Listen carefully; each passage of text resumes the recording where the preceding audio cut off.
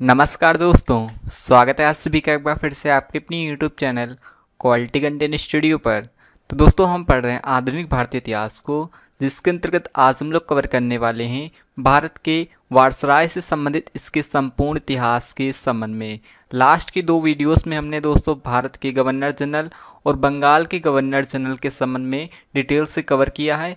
उसका लिंक आपको description box में मिल जाएगा, आप उसे देख सकते हैं। आज के सेशन में दोस्तों हम लोग जानेंगे भारत के वायसराय से संबंधित इसके संपूर्ण इतिहास के संबंध में। तो चलिए शुरू करते हैं। सबसे पहले दोस्तों आइए जानते हैं भारत के प्रथम वायसराय लॉर्ड कैनिंग के संबंध में, जिनका दोस्तों वायसराय के रूप में 1856 से लेकर 1862 तक शासनकाल माना जाता है। 1858 में दोस्तों एक भारत शासन अधिनियम लाया गया। उसके तहत दोस्तों भारत के गवर्नर जनरल के पद को समाप्त करके उसके स्थान पर भारत के वायसराय के पद को सृजित किया गया, और इसी के तहत दोस्तों भारत के प्रथम वायसराय बनाए गए लॉर्ड कैनिंग। लॉर्ड कैनिंग से जुड़े दोस्तों ये कुछ महत्वपूर्ण बिंदु हैं जो एग्जाम में पूछे जाते हैं। जैसे कि दोस्तों 1857 की क्रांति के समय भारत के गवर्नर जनरल कौन थे, तो लॉर्ड कैनिंग थे। इसके अलावा दोस्तों भारत शासन अधिनियम 1858 को 1858 का विक्टोरिया का घोषणा पत्र के नाम से भी से जाना जाता है। तो 1858 के घोषणा पत्र को दोस्तों कहाँ पर पढ़ा गया था, तो इलाहाबाद में। किसने पढ़ा था? कैनिंग ने। ये कई बार एग्जाम में पूछा गया है। इसके अलावा दोस्तों इलाहाबाद को एक दिन के लिए भारत की आपातकालीन राजधानी बनाने वाला भारत का वायसराय कौन था, तो लॉर्ड कैनिंग था। इसके अलावा दोस्तों भारतीय दंड संहिता यानी कि इंडियन पीनल कोड की स्थापना कब हुई थी, तो 1860 ईस्वी में। किस वायसराय के शासनकाल में हुई थी, तो लॉर्ड कैनिंग के शासनकाल में। इसके अलावा दोस्तों विधवा पुनर्विवाह अधिनियम लागू कब हुआ था, तो 1856 ईस्वी में। किसके शासनकाल में, तो लॉर्ड कैनिंग के शासनकाल में। लॉर्ड कैनिंग ने दोस्तों 1857 ईस्वी में बम्बई, कलकत्ता, मद्रास में विश्वविद्यालय की स्थापना की थी। तो बम्बई, कलकत्ता और मद्रास में विश्वविद्यालय की स्थापना सर्वप्रथम कब हुई थी, तो 1857 ईस्वी में। किसके शासनकाल में, तो लॉर्ड कैनिंग के शासनकाल में। कैनिंग के काल में ही यानी कि लॉर्ड कैनिंग के काल में ही नील विद्रोह भारत में हुआ था। इसके अलावा दोस्तों भारत परिषद अधिनियम 1861 पारित हुआ था। किसके शासनकाल में, तो लॉर्ड कैनिंग के शासनकाल में। सो दोस्तों इस प्रकार हमने जाना लॉर्ड कैनिंग के संबंध में। ये भारत के प्रथम वायसराय माने जाते हैं। 1857 की क्रांति इनके समय में हुई थी, और 1858 के घोषणा पत्र को इन्होंने इलाहाबाद में पढ़ा था।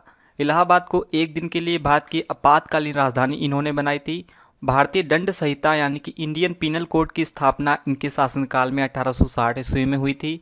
विधवा पुनर्विवाह अधिनियम 1856 इनके शासनकाल में लागू हुआ था भारत में। 1857 में बम्बई, कलकत्ता, मद्रास में विश्वविद्यालय की स्थापना इन्होंने करवाई थी। कैनिंग के काल में ही दोस्तों नील विद्रोह भारत में हुआ था। इसके अलावा दोस्तों भारत परिषद अधिनियम 1861 ये अधिनियम इनके शासनकाल में ही पारित हुआ था।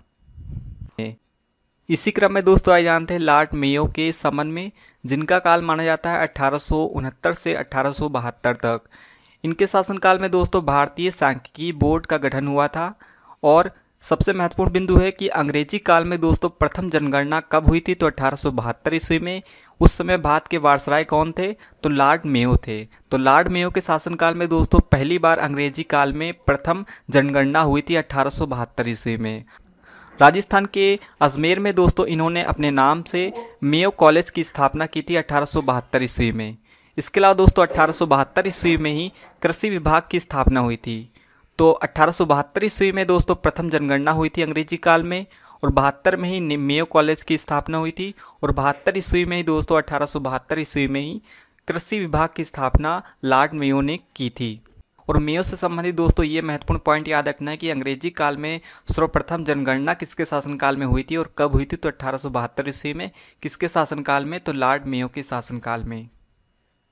इसी क्रम में दोस्तों आइए जानते हैं लॉर्ड लिटन के संबंध में, जिनका शासनकाल माना जाता है 1876 से लेकर 1880 तक। इनके शासनकाल में दोस्तों ब्रिटेन की महारानी विक्टोरिया ने केसर हिंद की उपाधि धारण की थी। कब, तो 1877 ईस्वी में। तो 1877 ईस्वी में दोस्तों रानी विक्टोरिया ने केसर हिंद की उपाधि धारण की थी। किसके शासनकाल में, तो लॉर्ड लिटन के शासनकाल में।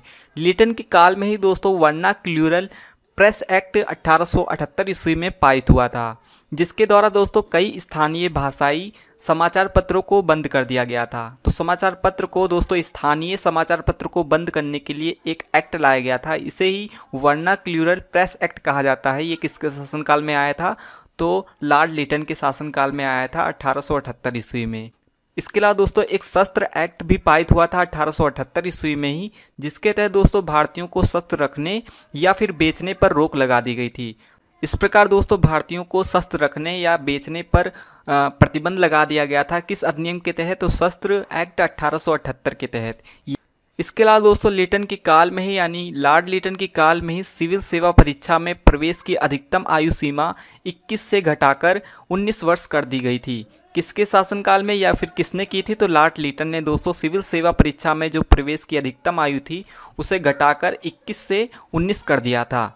इसके अलावा दोस्तों 1880 ईस्वी में रिचर्ड स्टैची की अध्यक्षता में एक प्रथम अकाल आयोग की स्थापना की गई थी। तो प्रथम अकाल आयोग की स्थापना दोस्तों किसके शासनकाल में की गई थी? इसकी स्थापना तो लॉर्ड लिटन के शासनकाल में। किसकी अध्यक्षता में? तो रिचर्ड स्टैची की अध्यक्षता में की गई थी 1880 ईस्वी में। लॉर्ड लिटन दोस्तों एक इतिहासकार भी था। उसे दोस्तों ओवेन मेरेडिथ के नाम से जाना जाता है। दोस्तों लॉर्ड लिटन के संबंध में हमने जाना कि इनके शासनकाल में 1877 ईस्वी में विक्टोरिया ने, यानी कि महारानी विक्टोरिया ने केसर हिंद की उपाधि धारण की थी। वर्नाक्यूलर प्रेस एक्ट 1878 के तहत दोस्तों समाचार पत्रों को बंद कर दिया गया था, स्थानीय भाषाई समाचार पत्रों को। इस एक्ट के तहत ये भी एक्ट लिटन के काल में आया था। इसके अलावा दोस्तों एक शस्त्र एक्ट भी 1878 ईस्वी में पारित हुआ था लिटन के काल में, जिसके तहत भारतीयों को शस्त्र रखने या बेचने पर रोक लगा दी गई थी। लॉर्ड लिटन के काल में सिविल सेवा परीक्षा में प्रवेश की अधिकतम आयु सीमा घटाकर 21 से 19 कर दी गई थी। प्रथम अकाल आयोग की स्थापना दोस्तों लिटन के काल में हुई थी 1880 ईस्वी में रिचर्ड स्टैची की अध्यक्षता में। इसी क्रम में दोस्तों आइए जानते हैं लॉर्ड रिपन के संबंध में। इनका शासनकाल माना जाता है 1880 से लेकर 1884 ईस्वी तक। जो दोस्तों वर्नाक्यूलर प्रेस एक्ट लाया गया था 1878 ईस्वी में लॉर्ड लिटन के शासनकाल में, उसे दोस्तों रद्द किसने किया था? तो लॉर्ड रिपन ने दोस्तों उसे रद्द कर दिया था 1882 ईस्वी में। तो लाया गया था 1878 ईस्वी में लिटन के शासनकाल में, लेकिन दोस्तों इसे रद्द कर दिया गया रिपन के शासनकाल में 1882 ईस्वी में। लॉर्ड रिपन ने दोस्तों स्थानीय स्वशासन की स्थापना सर्वप्रथम भारत में की थी। इस कारण दोस्तों भारत में स्थानीय स्वशासन का जनक किसे कहा जाता है? तो लॉर्ड रिपन को भारत में स्थानीय स्वशासन का जनक कहा जाता है। इनके शासनकाल में ही दोस्तों प्रथम कारखाना अधिनियम 1881 पारित हुआ था। इसके अलावा दोस्तों प्रथम नियमित रूप से जनगणना भारत में की गई थी 1881 ईस्वी में।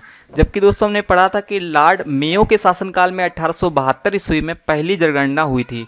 लेकिन दोस्तों एक व्यवस्थित रूप से 1881 ईस्वी में लॉर्ड रिपन के शासनकाल में एक नियमित रूप से जनगणना होती है, या कहें तो प्रथम नियमित जनगणना हुई थी 1881 ईस्वी में रिपन के शासनकाल में। इसके अलावा दोस्तों हंटर कमीशन आया था 1882 ईस्वी में लॉर्ड रिपन के ही शासनकाल में। ये दोस्तों हंटर कमीशन प्राथमिक शिक्षा के उद्देश्य से भारत में लाया गया था। तो कब लाया गया था? तो 1882 ईस्वी में। किसके शासनकाल में? तो लॉर्ड रिपन के शासनकाल में। फ्लोरेंस नाइटिंगेल ने दोस्तों रिपन को भारत का उद्धारक कहा है। दोस्तों भारत का उद्धारक रिपन को किसने कहा है? तो फ्लोरेंस नाइटिंगेल ने। इसके अलावा दोस्तों इल्बर्ट विल विवाद 1883 ईस्वी में पारित हुआ था रिपन के ही शासनकाल में। इसी क्रम में दोस्तों अब आइए हम लोग जानते हैं लॉर्ड डफरिन के संबंध में। इनका शासनकाल माना जाता है 1884 ईस्वी से लेकर 1888 ईस्वी तक। इनसे संबंधित दोस्तों एक महत्वपूर्ण बिंदु है कि भारतीय राष्ट्रीय कांग्रेस की स्थापना किस गवर्नर या किस वायसराय के शासनकाल में हुई थी? तो लॉर्ड डफरिन के शासनकाल में। कब? तो 1885 ईस्वी में। किसने की थी भारतीय राष्ट्रीय कांग्रेस की स्थापना? तो A.O. ह्यूम ने इसकी स्थापना की थी लॉर्ड डफरिन के शासनकाल में। तृतीय आंग्ल वर्मा युद्ध दोस्तों 1885 और 86 के मध्य लॉर्ड डफरिन के शासनकाल में ही हुआ था। तो इस प्रकार दोस्तों लॉर्ड रिपन के संबंध में ये याद रखना है कि वर्नाक्यूलर प्रेस एक्ट को रद्द इन्होंने किया था 1882 ईस्वी में। लॉर्ड रिपन को ही दोस्तों स्थानीय स्वशासन का जनक कहा जाता है। इनके शासनकाल में प्रथम कारखाना अधिनियम 1881 ईस्वी में पारित हुआ था और पहली बार दोस्तों नियमित रूप से जनगणना 1881 ईस्वी में लॉर्ड रिपन के शासनकाल में ही हुई थी। इसके अलावा दोस्तों प्राथमिक शिक्षा के उद्देश्य के लिए 1882 ईस्वी में हंटर कमीशन लाया गया था। किसके शासनकाल में? तो लॉर्ड रिपन के शासनकाल में। लॉर्ड रिपन को दोस्तों भारत का उद्धारक कहा है फ्लोरेंस नाइटिंगेल ने। इसके अलावा दोस्तों लॉर्ड रिपन के काल में ही 1883 ईस्वी में इल्बर्ट विल विवाद पारित हुआ था। लॉर्ड डफरिन से संबंधित दोस्तों ये महत्वपूर्ण पॉइंट है कि भारतीय राष्ट्रीय कांग्रेस की स्थापना किसके शासनकाल में हुई थी, तो लॉर्ड डफरिन के शासनकाल में। कब, तो 1885 में। किसने की थी, तो A.O. ह्यूम ने। और तृतीय आंग्ल वर्मा युद्ध दोस्तों 1885 और 86 के मध्य इनके शासनकाल में ही हुआ था। इसी क्रम में दोस्तों आइए जानते हैं लॉर्ड कर्जन के संबंध में। इनका शासनकाल माना जाता है 1899 ईस्वी से लेकर 1905 तक। इनके शासनकाल में पहली बार दोस्तों पुलिस आयोग की स्थापना हुई थी। इसके अलावा दोस्तों प्रांतीय पुलिस एवं केंद्रीय गुप्तचर विभाग यानी CID जैसी व्यवस्था की स्थापना दोस्तों किसके शासनकाल में हुई थी, तो लॉर्ड कर्जन के शासनकाल में। इसके अलावा दोस्तों 1902 ईस्वी में सर टॉमस रेले की अध्यक्षता में पहली बार भारत में विश्वविद्यालय आयोग का गठन किया गया था। तो दोस्तों विश्वविद्यालय आयोग का गठन कब हुआ था, तो 1902 ईस्वी में। किसकी अध्यक्षता में, तो सर टॉमस रेले की अध्यक्षता में। किसके शासनकाल में, तो लॉर्ड कर्जन के शासनकाल में। इसके अलावा दोस्तों विश्वविद्यालय आयोग के गठन के 2 साल बाद यानी कि 1904 ईस्वी में भारतीय विश्वविद्यालय अधिनियम लाया गया था। तो भारतीय विश्वविद्यालय अधिनियम 1904 ईस्वी में किसके शासनकाल में आया था, तो लॉर्ड कर्जन के शासनकाल में। कर्जन के समय में ही दोस्तों प्राचीन स्मारक संरक्षण अधिनियम 1904 ईस्वी में पारित हुआ था। यानी कि प्राचीन स्मारक या फिर प्राचीन इमारतों को संरक्षित रखने के लिए दोस्तों 1904 ईस्वी में अधिनियम लाया गया था लॉर्ड कर्जन के शासनकाल में। इसके अलावा दोस्तों ऐतिहासिक स्मारक के सुधार एवं मरम्मत हेतु भारतीय पुरातत्व विभाग की स्थापना भी लॉर्ड कर्जन के शासनकाल में हुई थी। इसके अलावा दोस्तों लॉर्ड कर्जन ने ही फूट डालो और राज करो की नीति अपनाई थी। इसके तहत ही दोस्तों उसने बंगाल विभाजन किया था। तो बंगाल का विभाजन दोस्तों कब हुआ था, तो 1905 ईस्वी में। किसके शासनकाल में, तो लॉर्ड कर्जन के शासनकाल में। इसी क्रम में दोस्तों आइए जानते हैं लॉर्ड मिंटो द्वितीय यानी कि लॉर्ड मिंटो सेकंड के संबंध में। इनका शासनकाल माना जाता है 1905 ईस्वी से लेकर 1910 ईस्वी तक। इनके शासनकाल में 1906 ईस्वी में मुस्लिम लीग की स्थापना हुई थी और कांग्रेस का विभाजन 1907 ईस्वी में हुआ था। तो 6 में मुस्लिम लीग की स्थापना हुई और कांग्रेस का दोस्तों नरम और गरम दल में विभाजन हुआ था लॉर्ड मिंटो द्वितीय के शासनकाल में ही 1907 ईस्वी में। पृथक निर्वाचन प्रणाली या फिर सांप्रदायिक निर्वाचन प्रणाली की स्थापना भी दोस्तों 1909 ईस्वी में लॉर्ड मिंटो द्वितीय के शासनकाल में ही हुई थी। और भारत परिषद अधिनियम 1909 या फिर माल्य मिंटो सुधार 1909 दोस्तों किसके शासनकाल में आया था, तो लॉर्ड मिंटो द्वितीय के शासनकाल में। सो दोस्तों इस प्रकार हमने लॉर्ड कर्जन के संबंध में जाना कि इनके शासनकाल में ही पहली बार पुलिस आयोग का गठन हुआ, प्रांतीय पुलिस और केंद्रीय गुप्तचर विभाग की स्थापना हुई थी। 1902 ईस्वी में सर टॉमस रेले की अध्यक्षता में विश्वविद्यालय आयोग का गठन भी इनके शासनकाल में हुआ था लॉर्ड कर्जन के शासनकाल में। और भारतीय विश्वविद्यालय अधिनियम लाया गया था 1904 ईस्वी में लॉर्ड कर्जन के शासनकाल में। कर्जन के समय में ही 1904 ईस्वी में प्राचीन स्मारक संरक्षण अधिनियम लाया गया था और ऐतिहासिक स्मारकों को बचाए रखने के लिए दोस्तों भारतीय पुरातत्व विभाग की स्थापना की गई थी। लॉर्ड कर्जन ने ही फूट डालो और राज करो की नीति अपनाई थी। 1905 ईस्वी में दोस्तों इन्होंने बंगाल का विभाजन किया था। इसके बाद दोस्तों हमने जाना लॉर्ड मिंटो द्वितीय के संबंध में कि मुस्लिम लीग की स्थापना 1906 ईस्वी में इनके शासनकाल में हुई थी और कांग्रेस का विभाजन 1907 ईस्वी में लॉर्ड मिंटो द्वितीय के शासनकाल में ही हुआ था। 1909 ईस्वी में पृथक निर्वाचन प्रणाली की स्थापना इनके शासनकाल में हुई थी और माल्य मिंटो सुधार या फिर भारत परिषद अधिनियम 1909 भी दोस्तों इनके शासनकाल में ही आया था। और अब आई दोस्तों हम जानते हैं लॉर्ड हार्डिंग द्वितीय के संबंध में। इनका शासनकाल माना जाता है 1910 ईस्वी से लेकर 1916 ईस्वी तक। इनके शासनकाल में दोस्तों जो बंगाल का विभाजन हुआ था 1905 ईस्वी में उसे रद्द कर दिया गया था 1911 ईस्वी में। तो बंगाल का विभाजन दोस्तों लॉर्ड कर्जन ने किया था 1905 ईस्वी में, लेकिन 1911 ईस्वी में इसे रद्द किसने किया था, तो लॉर्ड हार्डिंग द्वितीय ने। 1911 ईस्वी में दोस्तों बंगाल से बिहार और उड़ीसा को अलग अलग राज्य का दर्जा दे दिया गया था, यानी कि बंगाल से दोस्तों दोनों को अलग कर दिया गया था। इसके अलावा दोस्तों लॉर्ड हार्डिंग द्वितीय के शासनकाल में ही प्रथम विश्व युद्ध 1914 ईस्वी में प्रारंभ हुआ था, जो 1918 ईस्वी तक चला था। और 1915 ईस्वी में दोस्तों होम रूल लीग की स्थापना की गई थी। किसने की थी, तो तिलक और एनी बेसेंट ने दोस्तों होम रूल लीग की स्थापना की थी 1915 ईस्वी में। उस समय भारत के वायसराय थे लॉर्ड हार्डिंग द्वितीय। इसके अलावा दोस्तों 1916 ईस्वी में मदन मोहन मालवीय जी ने BHU यानी कि बनारस हिंदू विश्वविद्यालय की स्थापना की थी। उस समय भारत के वायसराय कौन थे? तो लॉर्ड हार्डिंग द्वितीय। तो BHU की स्थापना दोस्तों हुई थी 1916 ईस्वी में। किसने की थी? तो मदन मोहन मालवीय जी ने। और किसके शासनकाल में? तो लॉर्ड हार्डिंग द्वितीय के शासनकाल में। भारत की राजधानी दोस्तों कलकत्ता से दिल्ली परिवर्तित की गई थी 1912 ईस्वी में। ये भी कई बार एग्जाम में पूछा गया है कि दिल्ली को दोस्तों भारत की राजधानी कब बनाया गया था? तो 1912 ईस्वी में। इससे पहले दोस्तों कलकत्ता भारत की राजधानी हुआ करती थी। किसके शासनकाल में दोस्तों कलकत्ता से दिल्ली परिवर्तित की गई थी भारत की राजधानी? तो लॉर्ड हार्डिंग द्वितीय के शासनकाल में। इनके काल में ही दोस्तों हिंदू महासभा की स्थापना हुई थी 1915 ईस्वी में। सो दोस्तों इस प्रकार हमने लॉर्ड हार्डिंग द्वितीय के संबंध में जाना कि इनके शासनकाल में ही दोस्तों बंगाल विभाजन को रद्द कर दिया गया था। कब? तो 1911 ईस्वी में। 1911 ईस्वी में ही बंगाल से दोस्तों अलग करके बिहार और उड़ीसा को अलग अलग राज्य का दर्जा दिया गया था। इनके शासनकाल में ही प्रथम विश्व युद्ध 1914 ईस्वी में प्रारंभ हुआ था। और दोस्तों होम रूल लीग की स्थापना दोस्तों 1915 ईस्वी में तिलक और एनी बेसेंट ने की थी। किसके शासनकाल में? तो लॉर्ड हार्डिंग द्वितीय के शासनकाल में। BHU की स्थापना 1916 ईस्वी में मदन मोहन मालवीय जी ने लॉर्ड हार्डिंग द्वितीय के शासनकाल में ही की थी। भारत की दोस्तों कलकत्ता से दिल्ली परिवर्तित की गई थी 1912 ईस्वी में राजधानी। किसके शासनकाल में? तो लॉर्ड हार्डिंग द्वितीय के शासनकाल में। और हिंदू महासभा की स्थापना 1915 ईस्वी में लॉर्ड हार्डिंग द्वितीय के समय में ही हुई थी।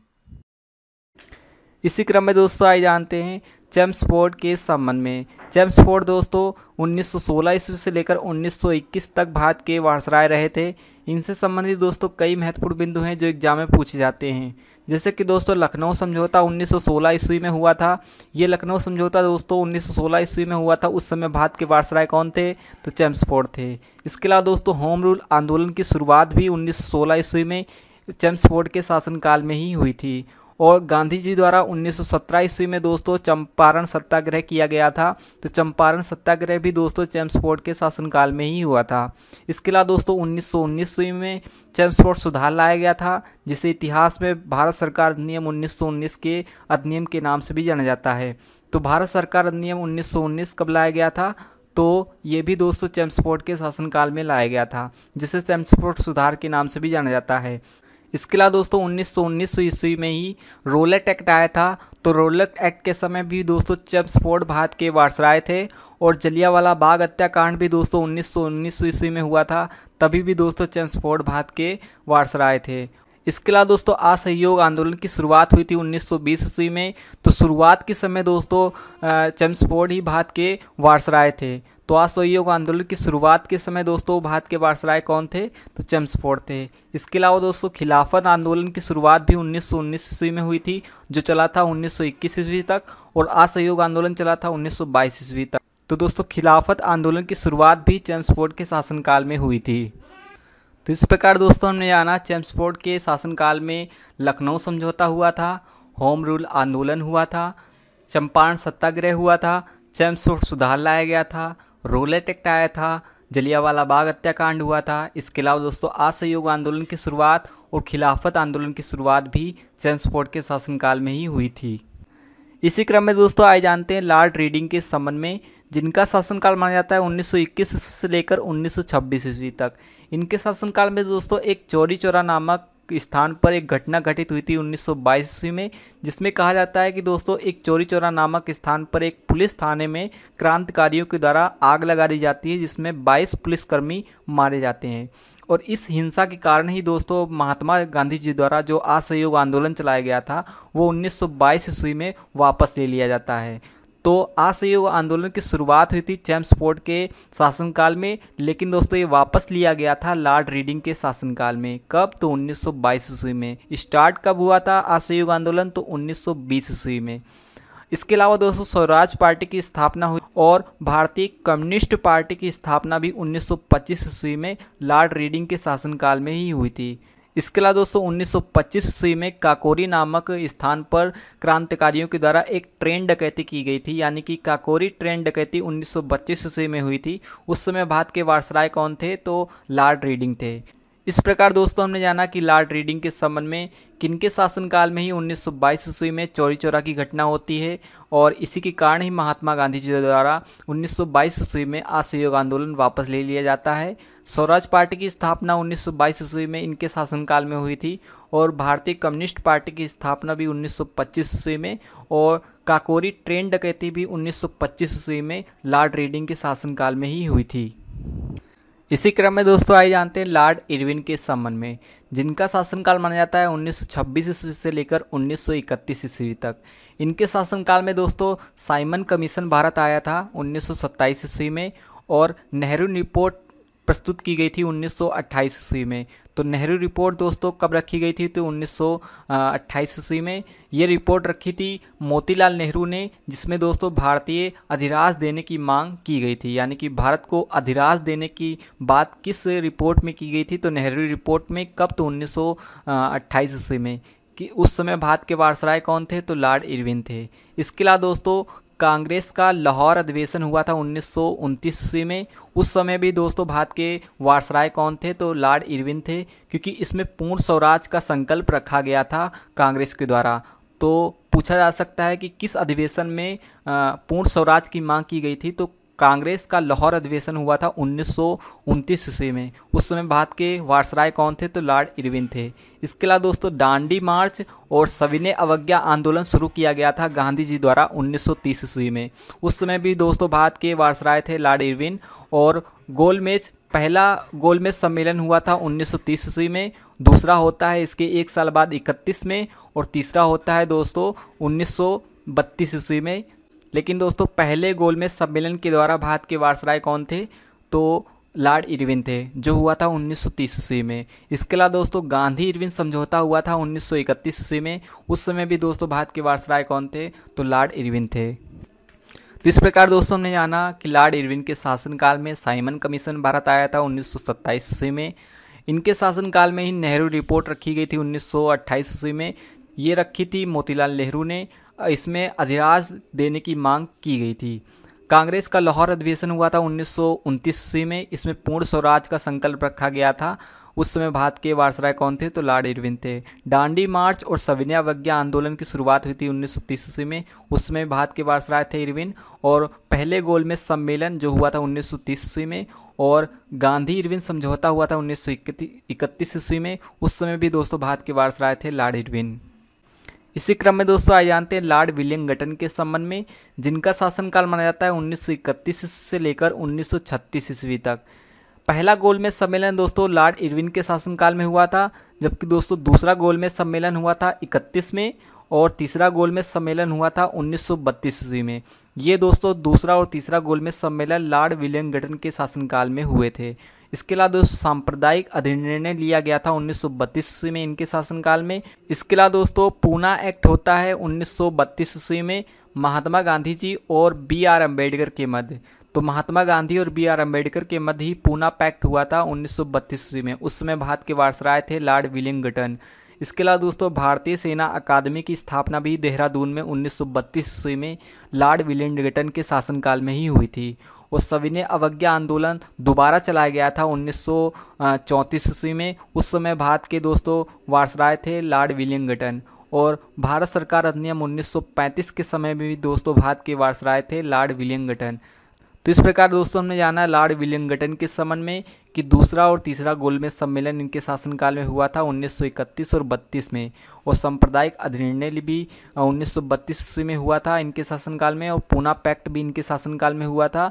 भारतीय सेना अकादमी की स्थापना देहरादून में 1932 ईस्वी में इनके शासनकाल में हुई थी। और सविनय अवज्ञा आंदोलन दोबारा चलाया गया था 1934 ईस्वी में। और भारत सरकार अधिनियम 1935 ईस्वी में ये पारित जब हुआ था, उस समय भी दोस्तों भारत के वायसराय लॉर्ड विलियम गटन थे। और अब आइए दोस्तों हम जानते हैं लॉर्ड लिनलिथगो के संबंध में, जिनका शासनकाल माना जाता है 1936 से लेकर 1944 ईस्वी तक। इनके शासनकाल में दोस्तों द्वितीय विश्व युद्ध शुरू हुआ था 1939 ईस्वी में। और दोस्तों सुभाष चंद्र बोस ने कांग्रेस को छोड़कर 1939 ईस्वी में एक फॉरवर्ड ब्लॉक नामक पार्टी की स्थापना की थी। तो फॉरवर्ड ब्लॉक नामक पार्टी की स्थापना किसने की थी? तो सुभाष चंद्र बोस ने। कब? तो 1939 ईस्वी में। उस समय भारत के वायसराय थे लॉर्ड लिनलिथगो। इसके अलावा दोस्तों मुस्लिम लीग का लाहौर संकल्प 1940 ईस्वी में रखा गया था, जिसमें दोस्तों मुस्लिम लीग ने पाकिस्तान की मांग की थी। तो पाकिस्तान की मांग 1940 ईस्वी में मुस्लिम लीग के द्वारा की गई थी। उस समय भारत के वायसराय थे लॉर्ड लिथगो। और इसके अलावा दोस्तों अगस्त प्रस्ताव 1940 ईस्वी में हुआ था। उस समय भी दोस्तों भारत के वायसराय थे लॉर्ड लिथगो। और भारतीय राष्ट्रीय सेना का गठन किया गया था 1941 ईस्वी में। और क्रिप्स मिशन दोस्तों भारत में आया था 1942 ईस्वी में। और भारत छोड़ो आंदोलन भी दोस्तों 1942 ईस्वी में हुआ था। और बंगाल में दोस्तों भीषण अकाल पड़ा था 1943 ईस्वी में। ये सभी घटनाएं दोस्तों लॉर्ड लिथगो के शासनकाल में ही हुई थी। तो इस प्रकार दोस्तों लॉर्ड लिथगो के संबंध में हमने जाना कि इसके शासनकाल में द्वितीय विश्व युद्ध हुआ था और सुभाष चंद्र बोस ने फॉरवर्ड ब्लॉक नामक पार्टी की स्थापना की थी। मुस्लिम लीग का लाहौर संकल्प रखा गया था 1940 ईस्वी में, अर्थात मुस्लिम लीग ने पाकिस्तान की मांग भी इनके शासनकाल में की थी। अगस्त प्रस्ताव 1940 ईस्वी में इनके शासनकाल में हुआ था। और भारतीय राष्ट्रीय सेना का गठन 1941 ईस्वी में हुआ था। क्रिप्स मिशन का आयोग आया था दोस्तों 1942 ईस्वी में। भारत छोड़ो आंदोलन भी दोस्तों 1942 ईस्वी में स्टार्ट हुआ था। और बंगाल में भीषण अकाल भी 1943 ईस्वी में इनके शासनकाल में यानी कि लॉर्ड लिथगो के शासनकाल में ही हुआ था। और अब आइए दोस्तों हम जानते हैं लॉर्ड वेवेल के संबंध में, जिनका शासनकाल माना जाता है 1944 से लेकर 1947 तक। इन्होंने दोस्तों अपने नाम पर एक वेवेल योजना चलाई थी, जिसे शिमला समझौता के नाम से भी जाना जाता है। तो शिमला समझौता हुआ था 1945 ईस्वी में। किनके शासनकाल में? तो लॉर्ड वेवेल के शासनकाल में। नौसेना ने दोस्तों विद्रोह किया था 1946 ईस्वी में। उस समय भारत के वायसराय थे लॉर्ड वेवेल। इसके अलावा दोस्तों मुस्लिम लीग ने 16 अगस्त 1946 ईस्वी को सीधा कार्यवाही दिवस मनाया था। किनके शासनकाल में? तो लॉर्ड वेवेल के शासनकाल में। इसके अलावा दोस्तों कैबिनेट मिशन भारत में आया था 1946 ईस्वी में, जिसके तहत संविधान सभा का गठन किया गया था। और ब्रिटिश शासन की समाप्ति की घोषणा भी दोस्तों इटली के द्वारा यानी कि ब्रिटेन के प्रधानमंत्री इटली के द्वारा 1947 ईस्वी में लॉर्ड वेवेल के शासनकाल में ही की गई थी। इसी क्रम में दोस्तों आइए जानते हैं लॉर्ड माउंटबेटन के संबंध में, जिनका शासनकाल माना जाता है 1947 से लेकर 1948 तक। ये दोस्तों भारत के अंतिम वायसराय के रूप में जाने जाते हैं और स्वतंत्र भारत के प्रथम गवर्नर जनरल के रूप में भी जाने जाते हैं। तो स्वतंत्र भारत का प्रथम गवर्नर जनरल कौन था? तो लॉर्ड माउंटबेटन थे। इनके शासनकाल में ही दोस्तों रेड क्लिफ आयोग 1947 ईस्वी में आया था, जिसके तहत दोस्तों भारत और पाकिस्तान की सीमा निर्धारित की गई थी। इसके अलावा दोस्तों भारत का विभाजन की घोषणा भी 1947 ईस्वी में इनके शासनकाल में ही की गई थी, यानी कि लॉर्ड माउंटबेटन के शासनकाल में ही की गई थी। इसके अलावा दोस्तों भारतीय स्वतंत्रता अधिनियम 1947 इनके शासनकाल में आया था। और भारत को स्वतंत्रता भी 15 अगस्त 1947 ईस्वी में इनके शासनकाल में ही दी गई थी। इसी क्रम में दोस्तों आइए जानते हैं श्री राजगोपालाचारी जी के संबंध में। इनका शासनकाल माना जाता है 1948 से लेकर 1950 ईस्वी तक।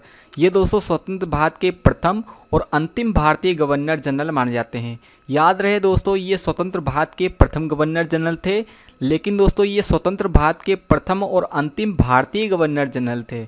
1950 ईस्वी में दोस्तों ये स्वतंत्र भारत में गवर्नर जनरल का पद समाप्त कर दिया गया और भारतीय प्रशासन को दोस्तों भारतीय संविधान के अकॉर्डिंग चलाया जाने लगा। सो दोस्तों आज के लिए इतना ही। उम्मीद है दोस्तों आपको सेशन पसंद आया होगा। इस वीडियो कंटेंट की PDF आप फ्री ऑफ कॉस्ट डाउनलोड कर सकते हैं, जिसका लिंक आपको डिस्क्रिप्शन बॉक्स में मिल जाएगा। इससे पहले दोस्तों एक वीडियो बंगाल के गवर्नर और गवर्नर जनरल से संबंधित है और दूसरी वीडियो दोस्तों भारत के गवर्नर जनरल से संबंधित है। ये दो वीडियो दोस्तों आप देख सकते हैं, जिसका लिंक आपको डिस्क्रिप्शन बॉक्स में मिल जाएगा। और नेक्स्ट वीडियो में दोस्तों इससे संबंधित सभी MCQ हम लोग डिस्कस करेंगे। तो मिलते हैं नेक्स्ट वीडियो में, तब तक take care and good bye.